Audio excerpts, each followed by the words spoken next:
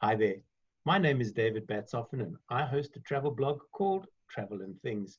At the moment, I'm doing a series called In Conversation With, and at the moment, I've been talking to Roger de la Harpe of Africa Imagery. Roger, how are you doing? All good, David, and yourself? Very well, thanks.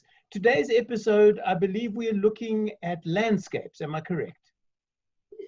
Yes, we were up at Ruha National Park in Tanzania sometime, and it's well known for its baobabs, the most fabulous trees that you've ever come across, and lots of them. The And upside down so, trees. the very ones, yes. Yeah. And So let's we have a showed look at your screen and take us through today's episode. Right, let's do that. Share screen.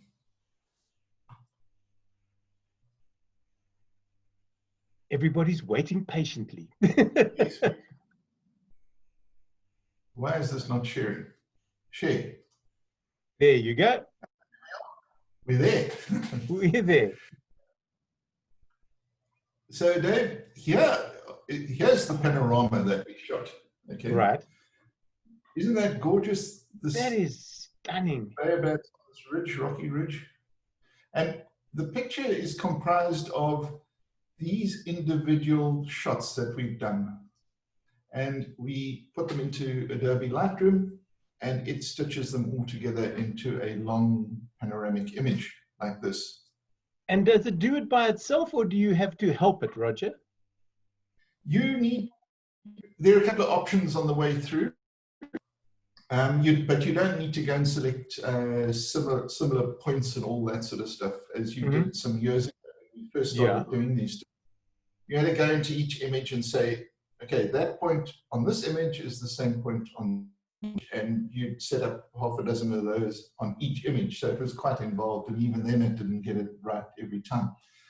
Lightroom, you put these in, it pops up with some options, away and puts it all together. And then in the end of that, we then enhance it to look like it was when we were there. Oh, wow. Should we go through the process? Yes, please, would you? Because I think people who are watching this are going, my goodness me, we've got some of those images. So let us try and do this as well. That's what I'm hoping that this little series is going to do, Roger. It's going to make people want to actually go back and look over all those hundreds of images that they've got lying on hard drives scattered throughout a house or in an office or on a laptop or somewhere that never see the light of day again. You get all excited about them when you actually take the image, and then you lose interest when you come back, or you forget to save them and you've forgotten where you put them. And that type of thing, but that's for another episode that now that I've started that I want to chat to you about. So let's take us take us through this particular one for now. All right, so these are the individual images, 6 of them there, and I'm going to reset this one, and I'm going to sync it with all the others that I've selected here across the bottom. And we want to synchronize everything to get everything back to 0 on all the images. Okay. And there we are. That's the camera. You can see it's quite a dark image. And it's quite a flat image. There's not much vibrancy in the colors. And I shoot these pictures a little bit on the underexposed side, because what I'm trying to do is to protect these bright areas, like this on this tree trunk. Because if you burn out your bright areas, then you've lost information. There's no information, which is a problem. Okay. You can't correct it. If it's a little bit dark, then you can bring out information in these dark areas. Now, obviously you don't want to go and shoot underexposed images, but you've got to have bright areas so that those areas don't burn out, and so that you don't destroy that information in there. So there we are, everything's reset to 0, and I'm going to right click this and go to photo merge here in Lightroom in the develop module. And we have 3 options: HDR images, which we can talk about sometime, panoramas and HDR panoramas, which is it's a fantastic option, this one. Okay. But we don't have HDR images, so we're just going to go for a normal panorama. So this little screen pops up, and it creates a basic panorama preview here. This is not the final image.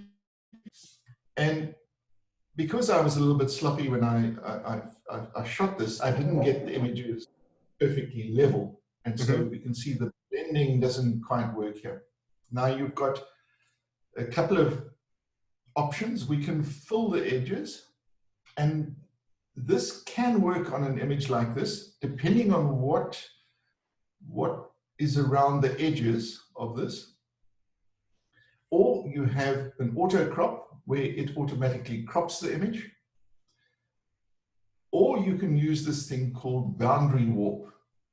And if you drag it to 100%, it stretches the image to fill in the gaps. Now that works well on an image like this, but you don't want to do it on architect things like that, because you wonky walls are going to start bending in shapes that the original architect never wanted it to happen. You also have some options here, some projection options, spherical, cylindrical, and perspective. I generally find that one of the two first ones work pretty well, and there's not, many times there's not a lot of difference between the two of them. Occasionally, I need to go to perspective, but really spherical for me works well most of the time. And there we go. All we do now is say merge, and we can talk about the weather for a while, Dave, or how you were feeling when you took the shot, or what the baobab actually means to you, and all of that type of thing. You know what you, pardon me, if you think about this, Roger, back in the days when this was film camera, and you had to spend hours in the darkroom to try and get all these negatives lined up, and wrist deep in fixer and developer, and the smell of those chemicals in your nostrils. And now here you and I can chat. We can watch while this is actually happening in real time. And at the end of the day, because you've already shown us the final picture, we know what we're going to expect. Yeah. So there it is, stitched, done. Wow. Now we have to get it looking like we want it to look. Right. And what I've discovered, Lightroom has a very useful little button here on the top right called Auto, and we'll click that just now. But before we do that, I want to go and enable some basic settings on the image. First of all, the profile corrections, which correct issues regarding the lens, and remove chromatic aberration. It's quite nice if you've got branches up against a bright sky, for example. You quite often get fringing and chromatic aberration and stuff happening, and this takes it away nicely.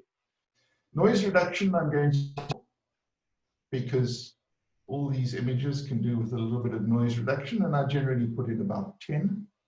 Masking, what masking does is you can limit which areas are sharpened and which areas are not. Now, we don't want to sharpen these areas of sky here because there's nothing to sharpen in there. And if you do that, all you'll end up doing is sharpening the noise. So I'm going to hold down my Alt key, Option key on a Mac, and we're going to drag this masking slider to the right. Now, everything that's white in the image is going to be sharpened, and at 0 here, everything will be sharpened. But as we start dragging to the right, those areas in black are not going to be sharpened. And so that's where I'm going to leave it. And only the trees and some of these clouds will be sharpened. Right, let's get busy with actually making this image look gorgeous. So I'm going to click the we were talking about just now. And look at that. Right before your very eyes.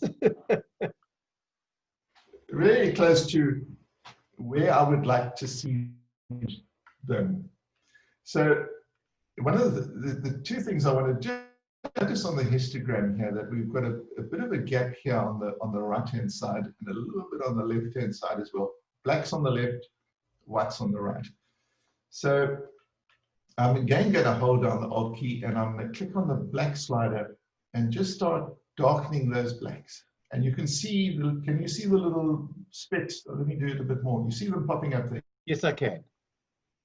Right, so that's too much. I'm going to just brighten them up a little bit more, just to where they start popping out. And we're going to do the same on the whites. Back to the right, there, too much. And that's, you've got to be careful with this one, because you don't want to start to clip any of these areas down here in the grass. And there we go. I think this foreground is looking really good at the moment. Roger, just as a matter of interest, when you shot these images, what is it, 6 images that we're using, yes. Did you shoot them knowing that this is what you wanted to do finally, so that each image would stitch together rather than just randomly shooting all over the place? Oh, no, very definitely. Dave, the camera has to be set completely to manual because you don't want any variation between the images. So we go manual exposure, manual white balance, manual focus, manual everything. And then you shoot a series of images, in this case 6 of them, holding the camera level. You're supposed to put everything on a tripod and rotate the camera around the nodal point of the lens. And I just click, click, click. Keep the camera as level as you can and allow a lot of overlap between the images. Okay. So that Lightroom's got stuff to work with.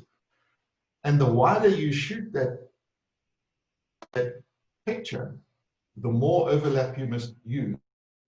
So that, because obviously when you're shooting a very wide image, matching up these points becomes more and more difficult. And if you've got more images in the series, it makes it a lot better.